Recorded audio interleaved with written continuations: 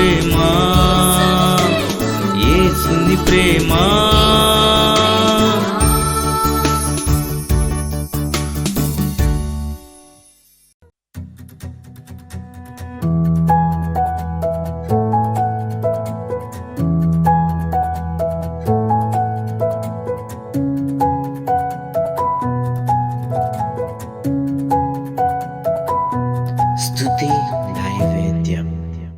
లేకపోతే అప్పుల బాధల్లో చచ్చిపోదాం అనుకునే వాళ్ళని కూడా ఎంతో మందిని బ్రతికించాడు ఆయన.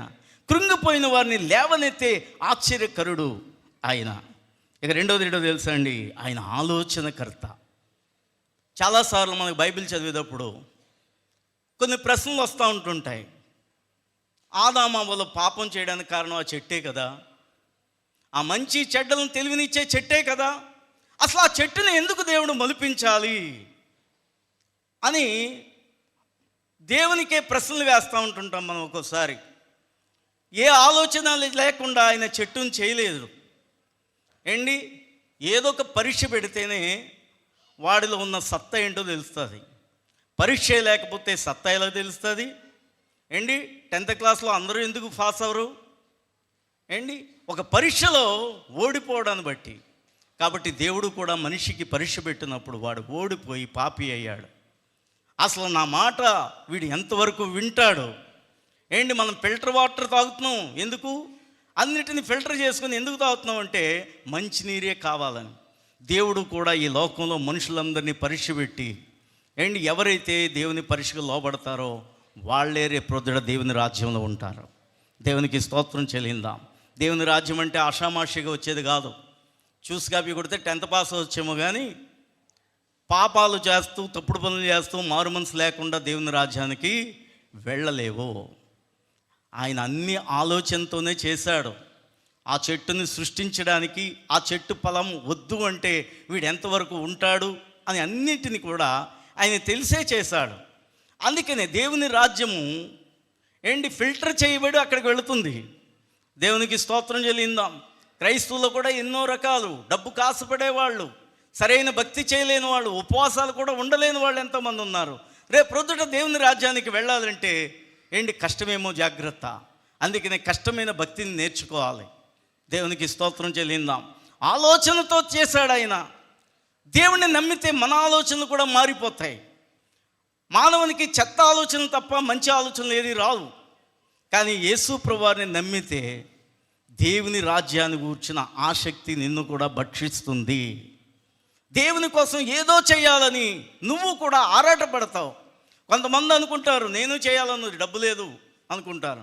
డబ్బుతో దేవుని పనులేమీ జరగవండి.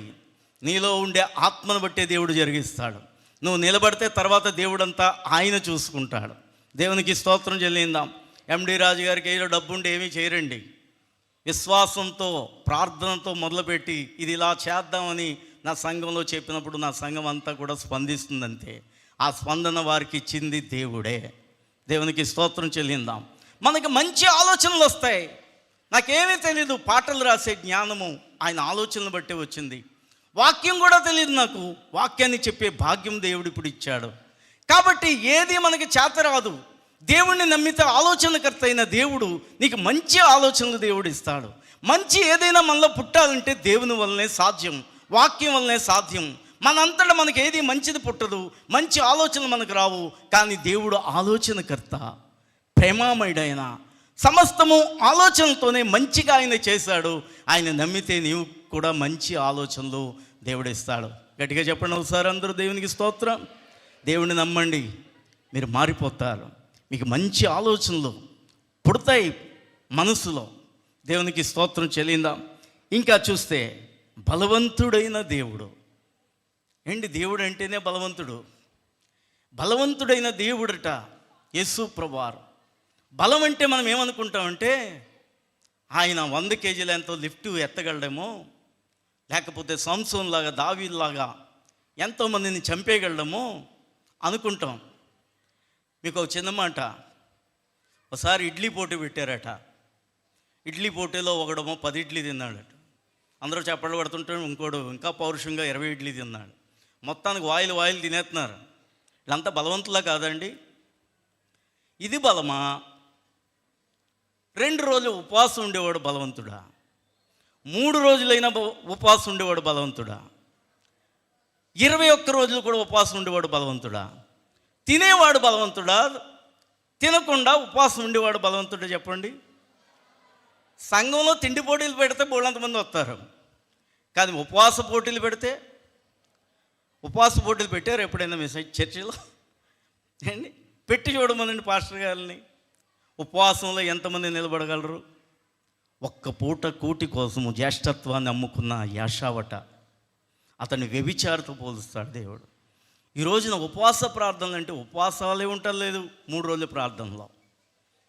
ఏంటి, ఒక్కరోజు కూడా ఉపవాసం లేని వాళ్ళు ఎంతమందో. శుక్రవారం ఉపవాసం అంటారు కానీ ఉపవాసమే ఉండరు. కానీ నేర్పించుకోవాలి మన సంఘాలకి. బలం అంటే ఆత్మ బలము. ఈరోజు పుట్టినరోజు జరుపుకుంటున్న జోసెఫ్ని దేవుడు దీవించిన గాక. ఇంకా తను చేసే పనుల్లోనూ దేవునిలోనూ చక్కగా ఎదిగేలా దేవుడు దీవించిన గాక. Happy birthday Joseph, God bless you.